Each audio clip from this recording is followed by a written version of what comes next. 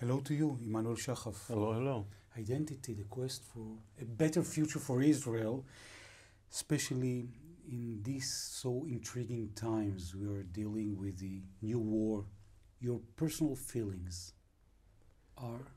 I'm pretty much in shock, despite the fact that I've been talking about this for years, anticipating something is going to happen, something big is going to happen. I obviously wasn't the only one, but it still hits hard when it actually happens, and especially since it happened to the extent that it happened, and to the many casualties we incurred, and to the terrible circumstances in which the people died. So it's a shock. It's a shock. Even though I anticipated something like that. The shock is because it wasn't able to be seen so rough. The hatred, the despair. I don't think that was less surprising. I mean, the fact that I always knew intuitively that you can't keep 56 years of occupation under a lid without expecting that it's not going to blow at some stage. The despair. The despair, and the fact that it blew in the way it did. It's very sad. It's the gruesome deeds that were done, but this this is what it's all about. The keeping everything under a lid and not doing anything about it causes terrible trauma to everybody. Okay. And the New York Times had a very, very unique headline. Yeah, the headline was attack, retaliation, war, and then what? Okay, that's the question. And then what? So let's talk about it, the then what. According to your perspective, what is going to be the then what? Then what will have to be negotiations, okay, between whoever is left in Gaza to negotiate, and that will most likely be civil elements of Hamas. And the state of Israel and all international elements, because I think the international community realizes that they have to take part in this. They can't leave Israel in it, because we kept Gaza the way we kept it for 56 years, and that's what's the outcome, okay? And we didn't fulfill our responsibility as an occupational power. People would say, well, it wasn't the same state of Gaza for the last 56 years, though, because we withdraw from Gaza and we let them to do almost whatever they want. Well, that was I'd say, a fake withdrawal. The fact that we withdrew our forces from Gaza doesn't mean we didn't control Gaza. We controlled 4 out of 5 or 5 out of 6 border passages on the ground. We controlled the access from the air. We controlled access from the sea. We controlled the population registry. We supplied water, fuel, and electricity. So you can't say that we didn't control Gaza just because we weren't sitting in Gaza. So you're saying we created a big jail? Yeah, it was a big jail to that extent. The fact that people could leave to some degree through Gaza, through Rafah to Egypt, also only with our approval.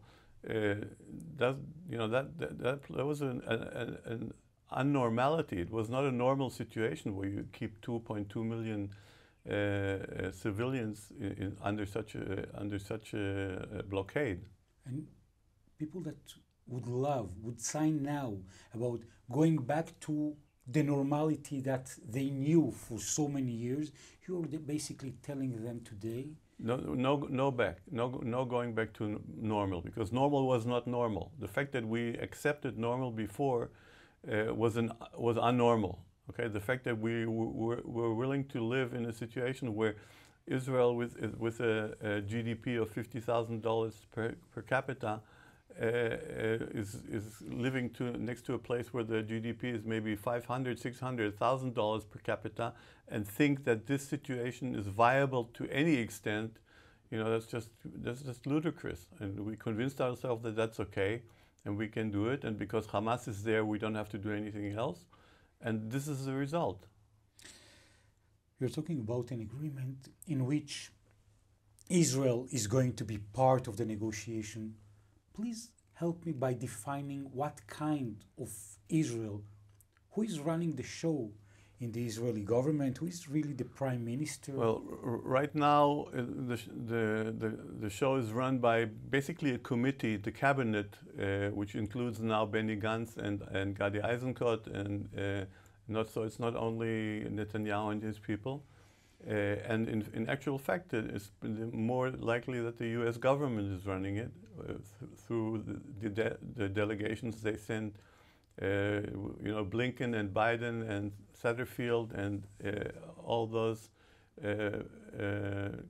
officials who take part in the deliberations of the Israeli government, and also tell us to toe the line. Certain things they won't let us do because of the international law. Because of the implications. I think the U.S. government is not certain enough about Netanyahu that they will leave him on his own.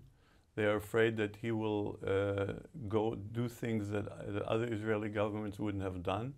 So he wants to make sure that he's in a bear hug, in a very close bear hug.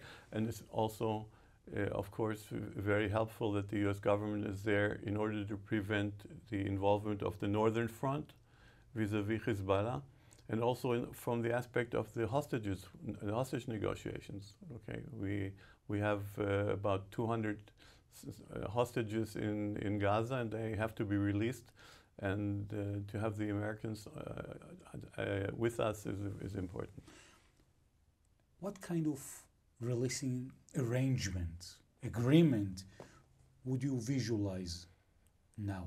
The only way the hostages should be released, I think, is in a big agreement that includes everything, not only the hostages.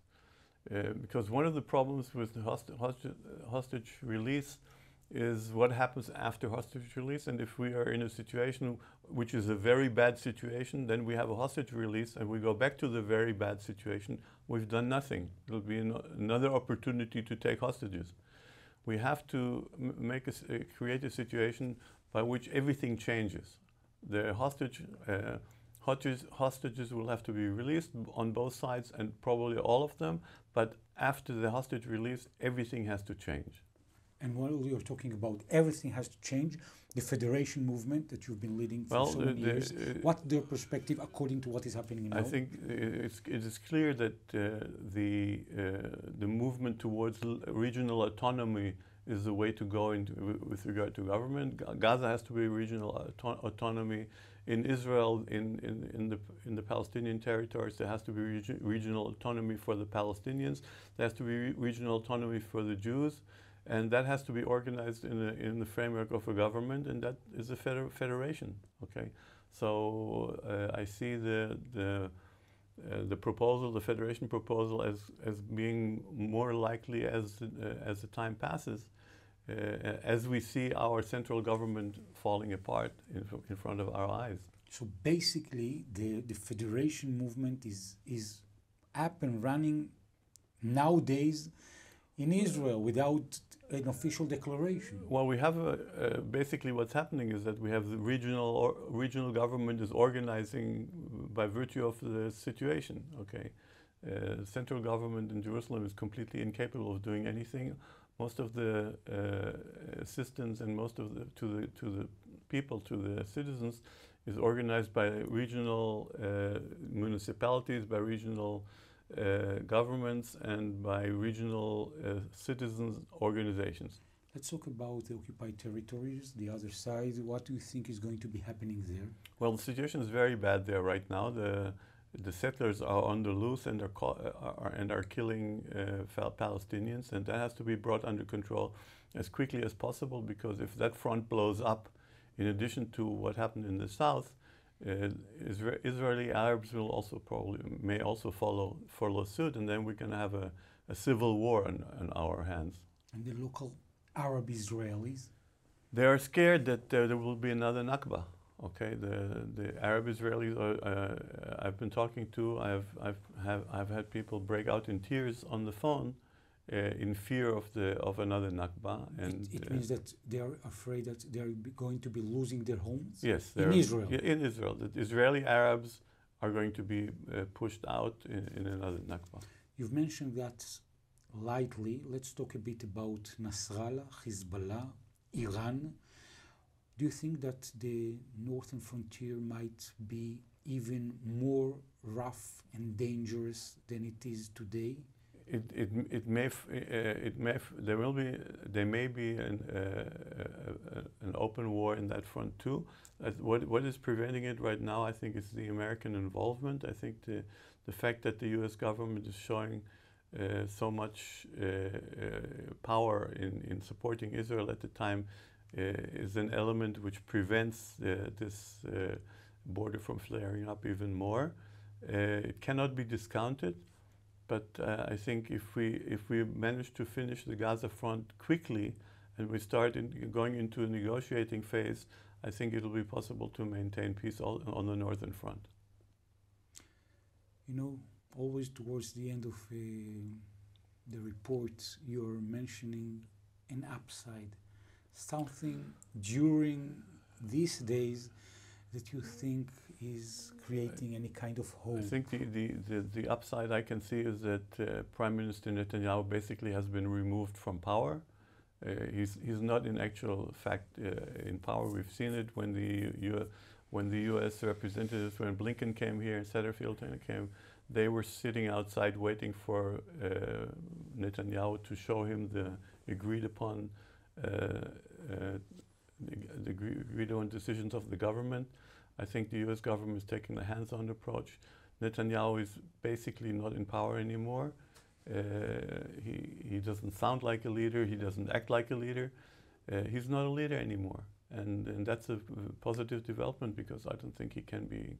I don't think he can contribute to the closure of what we have to do in the following years with the Palestinians and with Gaza. Emanuel Shahaf, looking for the new identity of Israel, especially after this October war of 2023. I want to thank you so much. Thank you.